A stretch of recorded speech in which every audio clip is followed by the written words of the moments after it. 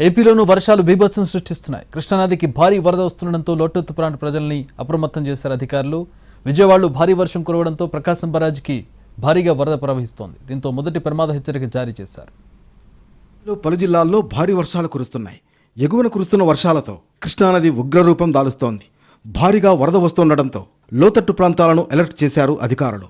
విజయవాడలో భారీ వర్షం కురవడంతో నగరం జలమయమైంది. భవానీపురం సహా లోతట్టు ప్రాంతాలు నీటిలో నానుతున్నాయి. రోడ్లపై నీరు నిలిచిపోవడంతో జనం తీవ్ర ఇబ్బందులు పడుతున్నారు. ప్రకాశం బ్యారేజీ వద్ద అధికారులు మొదటి ప్రమాద హెచ్చరికను జారీ చేశారు. లోతట్టు ప్రాంతాల ప్రజలు అప్రమత్తంగా ఉండాలని సూచించారు. ప్రస్తుతం బ్యారేజీ నుంచి 3,97,000 క్యూసెక్ల వరద నీటిని దిగువకు విడుదల చేస్తున్నారు.